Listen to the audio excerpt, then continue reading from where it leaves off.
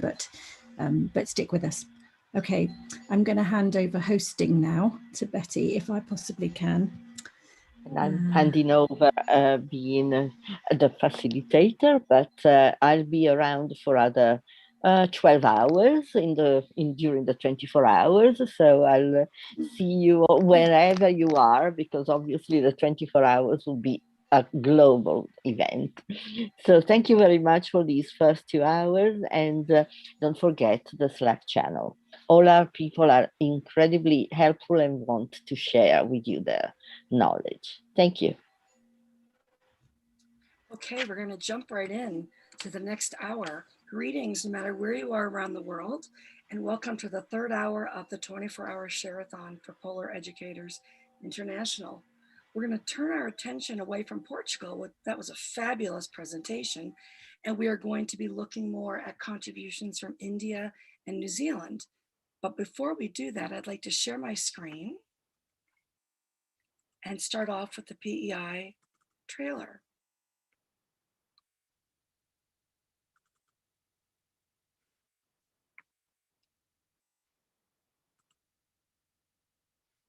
Just giving you some background about what Polar Education and Polar Educators International is all about. I don't know why that trailer's not showing up. Ah, here we go.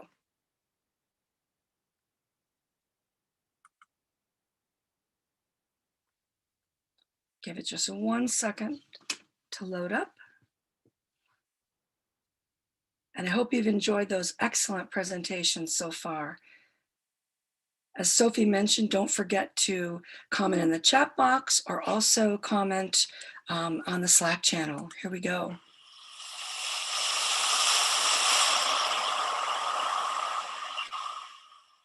Polar Educators International is connecting educators, polar researchers, and communities for a better understanding of polar knowledge. Earth's polar regions are remote, beautiful, and challenging places, and they have a profound influence on every one of us. We know these vast amounts of snow, forming ice sheets, sea ice, and glaciers, together with massive currents of cold water, contribute dramatically to the climate and ecosystems of our world, systems which in turn drive the health of our local environments and communities. Research shows dramatic change in the Antarctic, in our mountainous regions, and particularly in the Arctic, home to over 4 million people, which is changing faster than anywhere else on Earth. Scientists are confirming that human activity is playing a significant role in these systems, increasing the planet's surface temperature in ways that cannot be balanced out by natural processes. It is clear the urgency to engage the next generation in polar research and to rise to the challenges that a changing climate will bring has never been greater. United in our passion for sharing the importance and value of the polar regions, educators and researchers from around the world have formed PEI, an essential global network developing polar knowledge to engage a global audience facing climate change. We are collaborating to strengthen this community, building resources and relationships, and helping local audiences connect polar research to their everyday lives. Polar Educators International amplifies the voices of all those dedicated to understanding and protecting our extraordinary polar regions, and all Earth's inhabitants, for generations to come. Join us.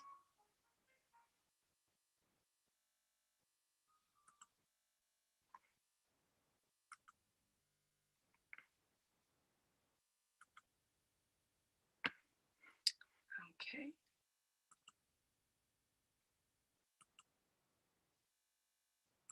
Not sure why it's not advancing. There we go. That's it. Just, yeah. All right. So here's some information about the PEI conference in Iceland, taking place in April of 2022. So whet your appetite for that conference by looking at some of the free online things that PEI has posted. There's lots and lots of learning opportunities. Don't forget to comment or join our Slack channel and add your comments or questions during and after the event. And now, let's take a look at who's going to be joining us for the next hour. We've got many contributors in the Share-a-thon coming from India and New Zealand. So I'd like to introduce Ram's presentation, and we'll get started. Hope you enjoy it. Hi, everyone. Welcome to the session of the Equinox Share-a-thon. My name is Ram, and I'm an educator from India.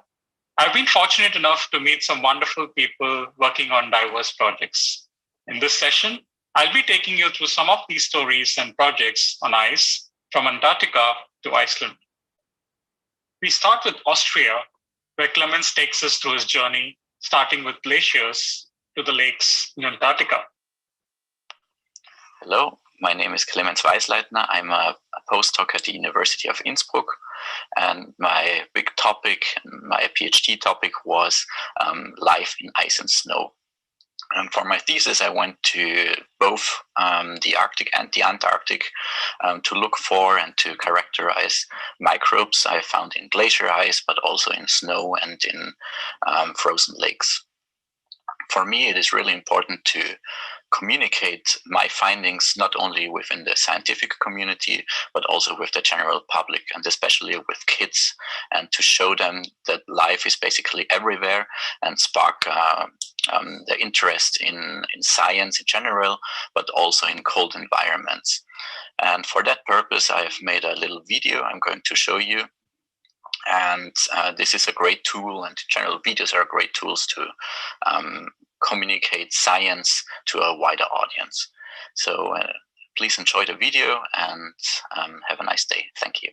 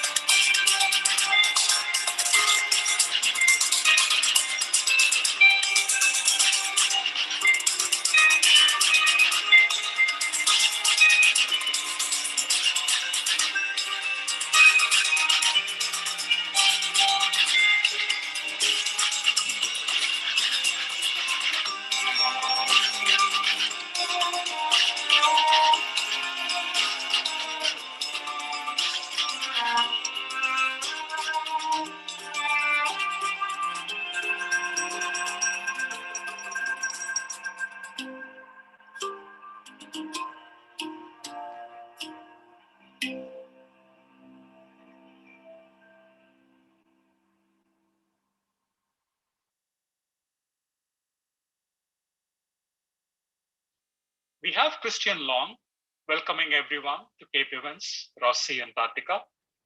This was one of those really special days, and he was lucky enough to capture it on camera and enjoy it with his friends Luke, Bonnie, and Dave, who work at Scott Base with him.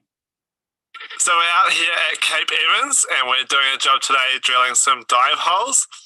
And on the drive out, we saw some emperor penguins in the distance. We went over and we had kind of a quick look, but we actually had to keep going because the Americans were drilling a dive hole for us and we were pushed by time. Once the Americans finished drilling the dive holes, we heard in the distance the sound of an emperor penguin. And we thought, righto, let's go have a look.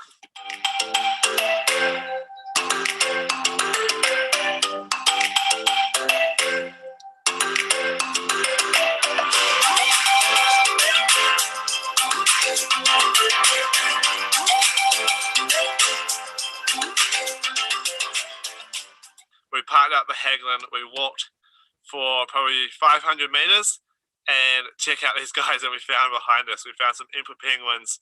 There's like 6 or 8 or 10 of them, and they're pretty much just chilling. They're just mingling, walking around on the ice. They're kind of in a hurry to get somewhere at the start, and then they kind of relaxed and stopped. There was 3 more like way over there in the distance as well.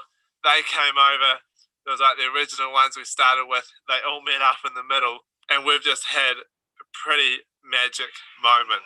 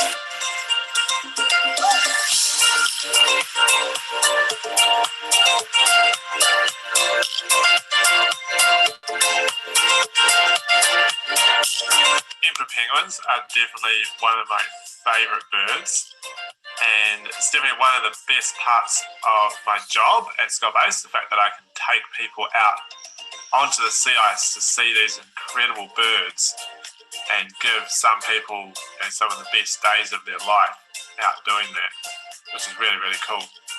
Male and female emperor penguins are roughly the same size. They can grow up to about 1.2 metres tall, and they can weigh up to 45 kilograms. Their diet consists mostly of fish, but it can also include other things such as krill and squid.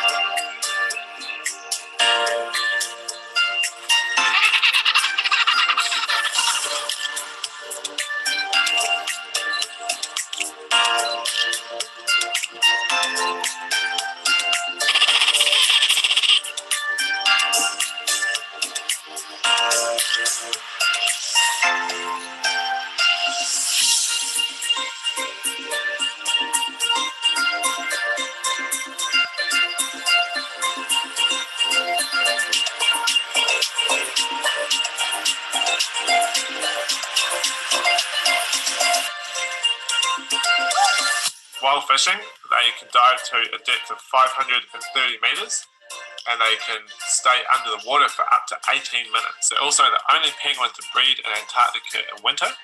So sometimes they'll trek up to 120 kilometers across the sea ice to get to their breeding colonies.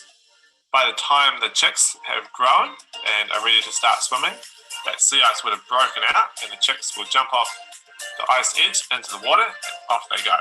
They'll live up to about 20 years and incredibly, they've been seen on New Zealand mainland beaches twice.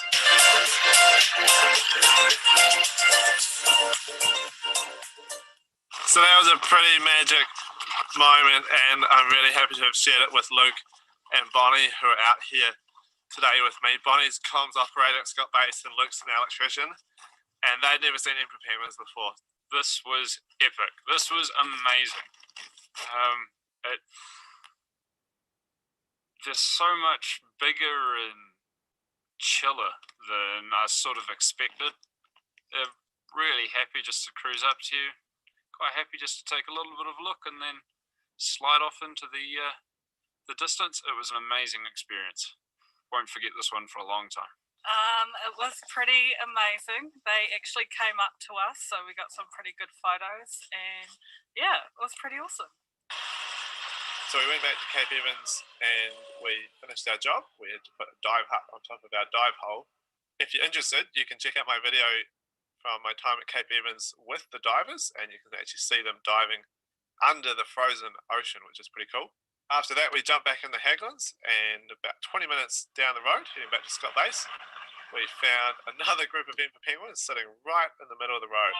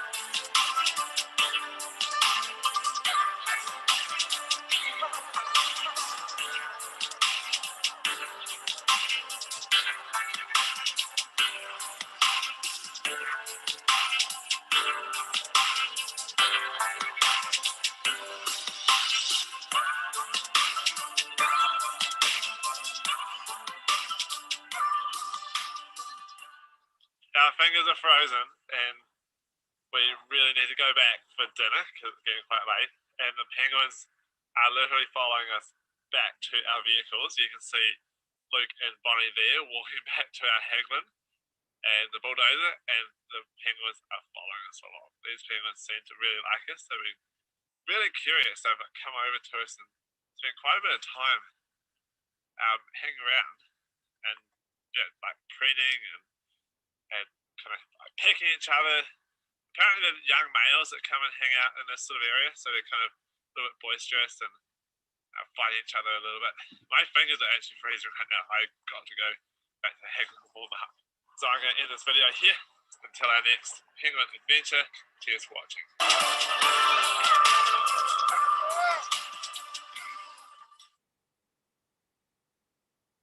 We continue Chris's story on a penguin science trip from Scott Base up to Terra Nova Bay, Cape Adele, and back to Scott Base.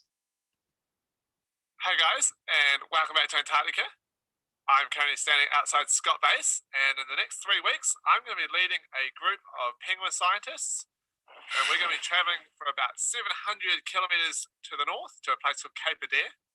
We're going to be traveling by twin-otter aeroplane, a squirrel helicopter, and first of all, I'd just like to introduce the 3 scientists that I'm going to be with. Yeah, my name's Morgan Coleman. My name is Tess Cole. I'm Jamie Wood from Landcare Research, and so what we're doing is we're excavating ancient breeding colonies of Adele penguins, and we're digging back through the layers, back thousands of years, taking samples of ancient guano, penguin droppings, and we're able to extract DNA out of that and work out what the diets of these birds were back through time.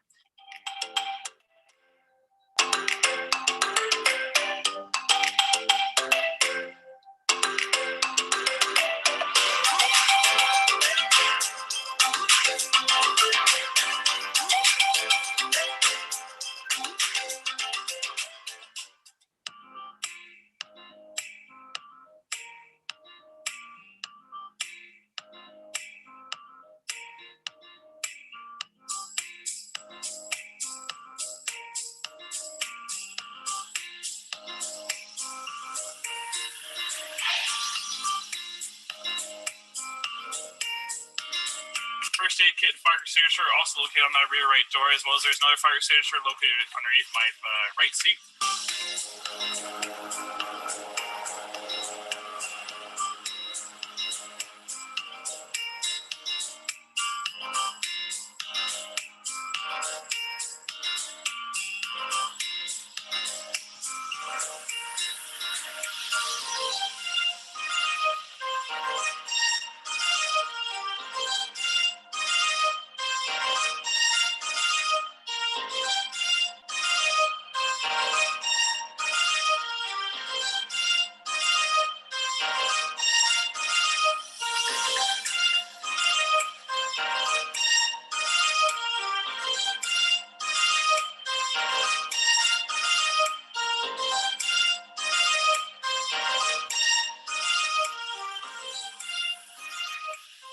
So I'm standing in front of Weisleitner station now, and it is so beautiful here. And behind me you can see the remains of the sea ice in the bay here just drifting around.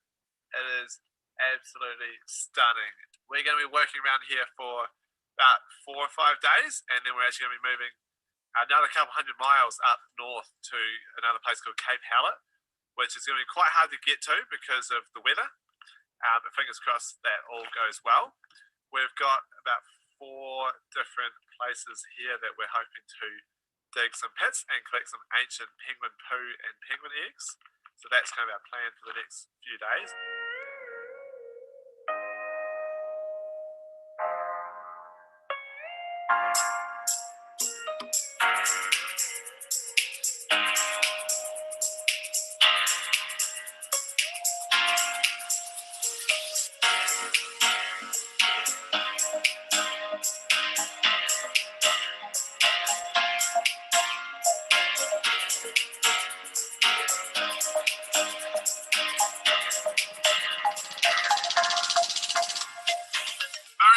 Weisleitner station is definitely smaller than Scott Base, and it's quite different because it's actually built out of shipping containers.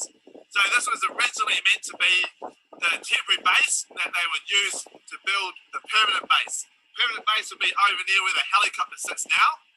After a while, they decided that the temporary base was big enough and they couldn't afford to continue to build, and so that's kind of become the permanent Italian station down here now. Shortly, they will be getting a ship come in, and they have either 1 or 2 supply ships each year come to Weisleitner, and that's a container ship with some fuel on board as well, and that comes down from New Zealand. So that's meant to be arriving in a couple of weeks. Everyone's pretty excited.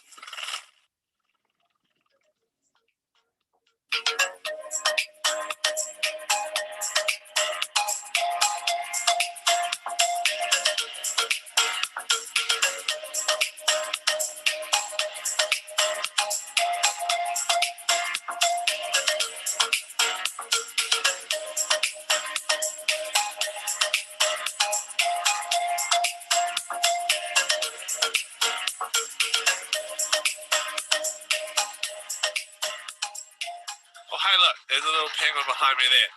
Behind me, you can see a penguin colony, and there is thousands and thousands of adult and baby penguins here. It's a pretty cool spot, but it's actually a miserable day here. It's blowing about 20 knots of wind. I'm currently hiding behind a very large rock.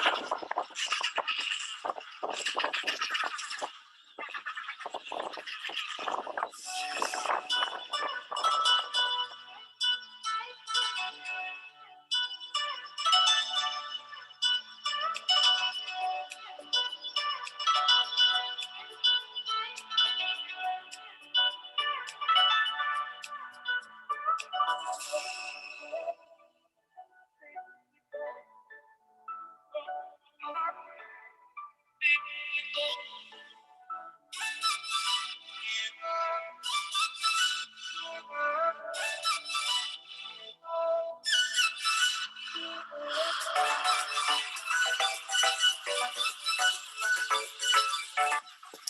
yeah, just holding a tube, the standard test photo.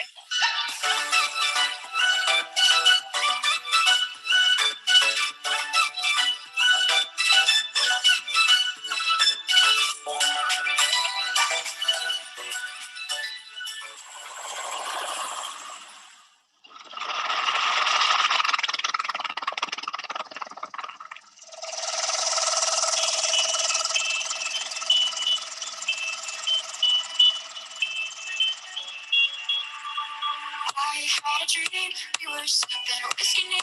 I used to with Bowery, and I was high enough. Where along the lines, stopped seeing eye to eye. We were staying all night, and I had enough.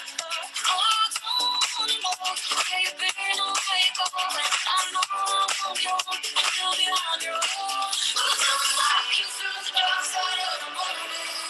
Who's gonna rock you when the sun makes you sleep? Who's waking up, driving home, when you're driving alone? Who's gonna walk you through the dark side of the morning?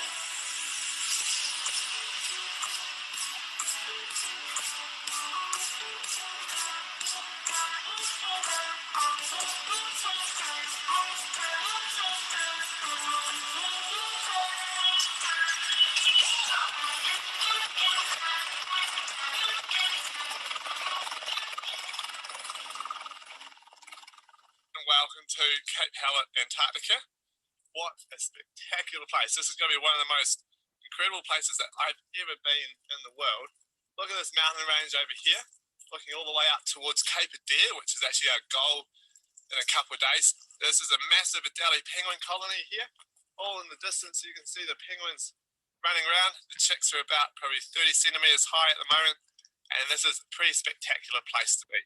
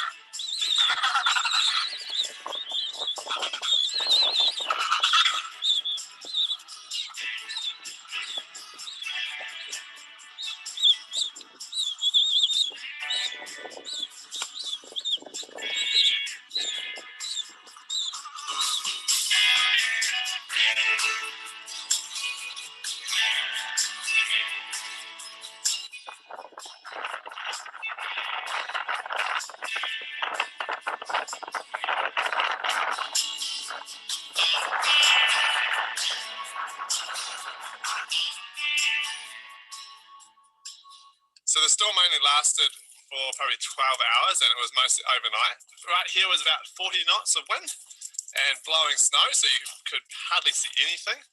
However, out there, apparently they recorded 60 knots of wind, so it's pretty significant.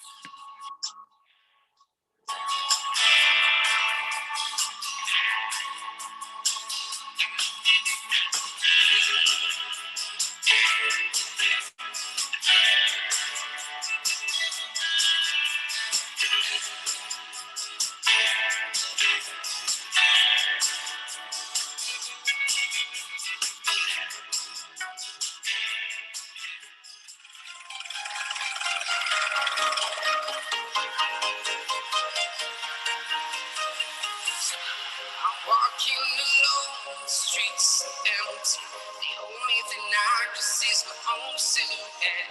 I'm getting stronger, step by step.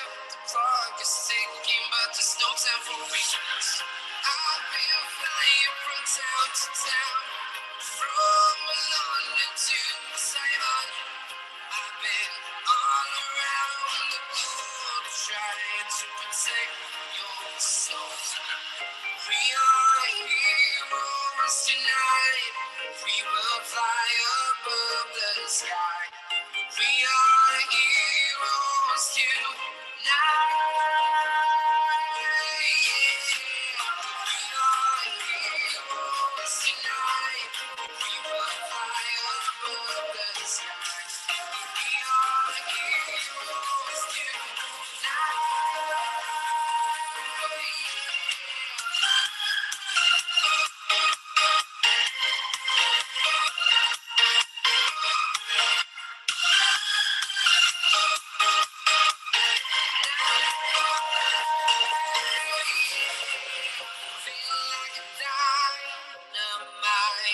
Ready to explore right up in the sky. I need you to listen, I need you to hear, and don't show anything.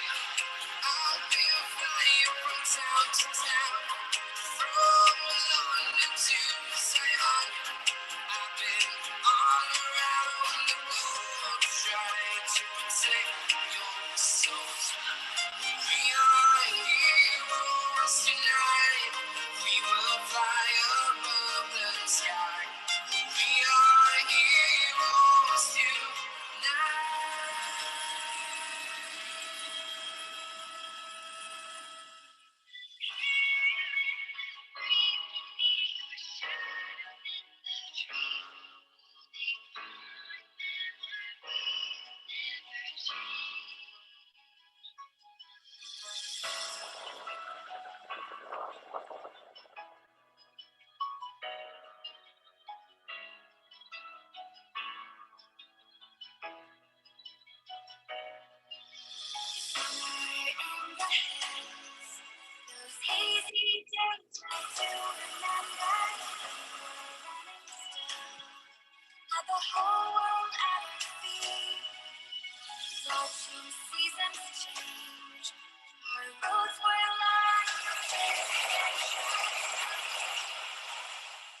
So we've been back here at Scott Base for a few days now, sorting and processing the samples we collected.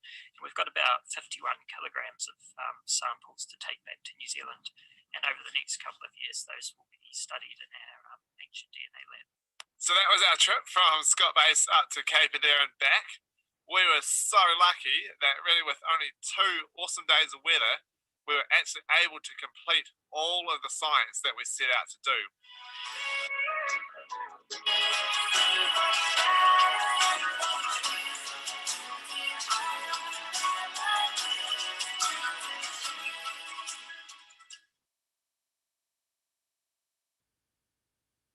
Next up, we have Adele Jackson, an artist based out of New Zealand, sharing a wonderful project on Antarctic sunlines. Kia ora, my name's Adele Jackson. I'm an artist and I recently completed a PhD in Antarctic Studies at the University of Canterbury in Christchurch, New Zealand. For this event, I've put together a presentation of a recent arts project. It was an international collaboration with national Antarctic programs, with Antarctic researchers, heritage organisations and base personnel stationed in Antarctica.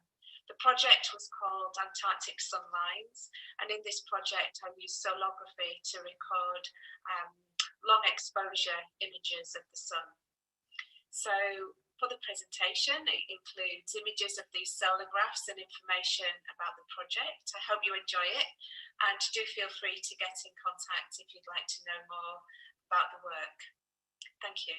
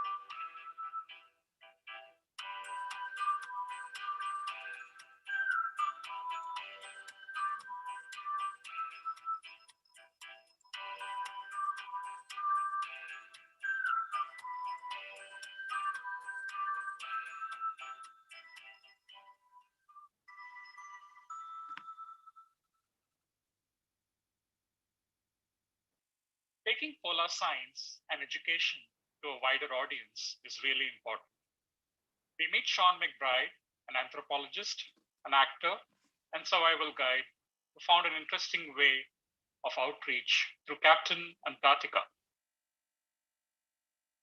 Hey everyone, I'm sitting here today thinking about a lot of things. And you might be wondering, why am I sitting here wearing this suit? Well, this is my Captain Antarctica suit. And I had it built because I created a character called Captain Antarctica. And Captain Antarctica's mission is to save Antarctica from what's going on in the world at the moment, because I have a passion and a love for the place. I've been there.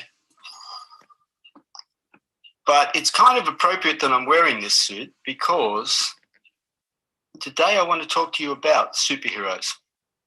Hey everyone, thanks for joining. And the reason I want to talk about superheroes is because it's really applicable to you. I want you to imagine that there's a planet, and that planet is full of superheroes. And for some reason, a mysterious gas is released, and it causes amnesia. And all of the superheroes forget that they have superpowers. So you've got Superman, who used to be able to leap tall buildings and outrun a locomotive and stop bullets. And there he is, lying in the street, a homeless drunk. And then you've got Wonder Woman, who has the power of the goddess Athena or Diana, an incredibly powerful woman. She's walking around as a bag lady. And so on and so forth with all the superheroes. Well, that planet exists, and it's called Earth. And we are those superheroes. And we forgot that we have superpowers. The other day I did a 3-day seminar with Francesca Moy and Eric Balance. And they removed the gas that was giving me amnesia. And I remembered that I had superpowers. All of us have superpowers. And I'm here to help people remember who they are. Superheroes, protectors, warriors, rescuers.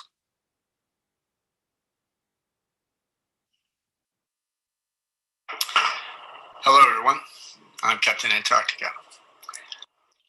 And you may wonder, what has Antarctica got to do with survival?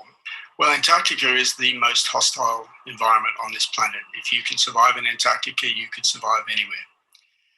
And Antarctica is the key to our future survival, because with the current global warming, climate change, whatever you want to call it, Antarctica is under threat, and I want to protect it. However, given the inherent stupidity of humanity, that may not happen. So I'm hedging my bets. Antarctica reflects the sun's heat and helps to keep us cooler. Now, the temperatures down here are rising, and they have been rising for a long time. The ocean temperatures are rising, they've been rising for a long time as well. The Arctic is melting, regardless of what you've been told. Antarctica is also melting. In the west, Western Antarctica is slowly going. Eastern Antarctica is better off because it's much thicker. But if we don't protect Antarctica, we are going to suffer for it. So I'm hoping that we can. Hopefully that will help. Good luck for the future, and I hope you get something out of these videos. Captain Antarctica out. Just like superheroes, we can do a lot with minifigures. In this series of stop motion videos, I've tried to make use of Scrabble tiles or titles and Lego minifigures on the field to capture the essence of polar science.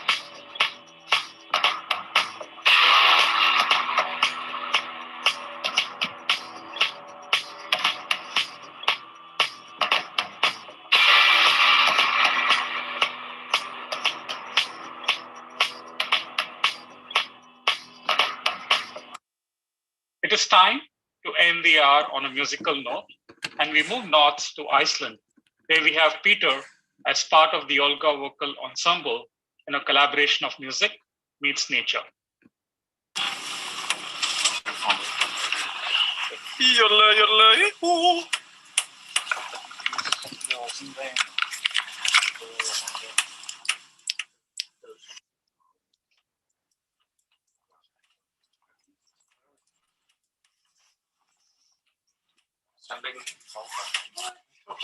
So quiet.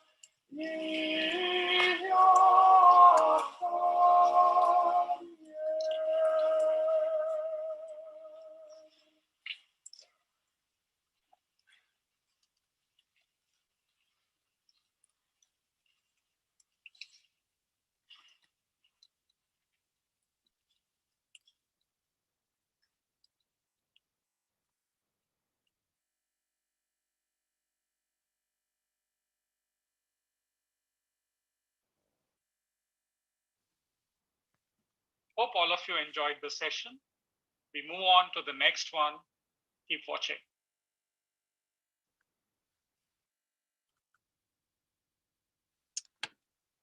Wow, that was an amazing hour of programming, Ram. It was absolutely fabulous. Thank you for sharing all of those bits about Antarctic research. And I think the ending with the music was just amazing. Thanks for joining us for this hour. We're going to be putting together the stuff for the next hour shortly. So just stay with us for more programming.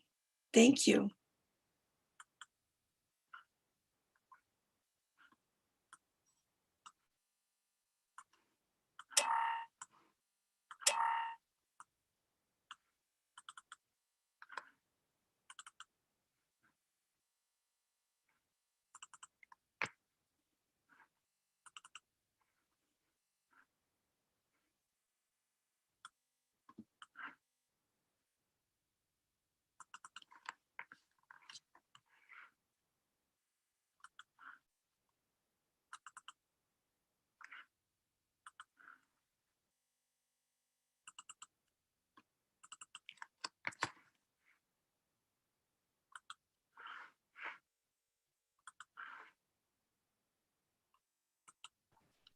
Thanks, everyone. It's been a pleasure.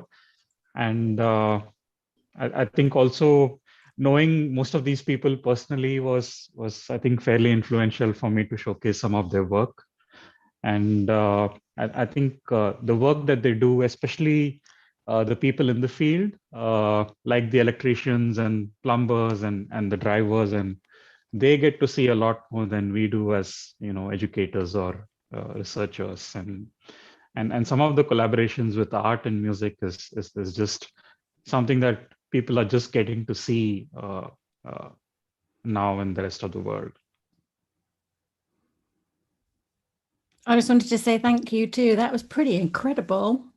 That was like, there was such a mixture of things, so inspiring. But clearly you found your time in Antarctica amazingly inspirational, and it had a huge impact on you. Absolutely. I think both sides of the pole, both Greenland and Antarctica, possibly the most overwhelming experiences that I've had. And I think having been to Antarctica both as a student researcher and a tourist has given me different perspectives, because you do interact with different sets of people. And so too with Greenland, being there in both summer and winter, it's kind of an eye opener in terms of, the seasonal variance that's there. And you meet these wonderful people with some wonderful stories over the years, and you just fall in love with those places. And do you find it's had an impact on how do you educate? Because I know you do lots of in-person and online. Yes, I think where you're from in Chennai. Being in India, it's like you're at 40 degrees centigrade, and so I think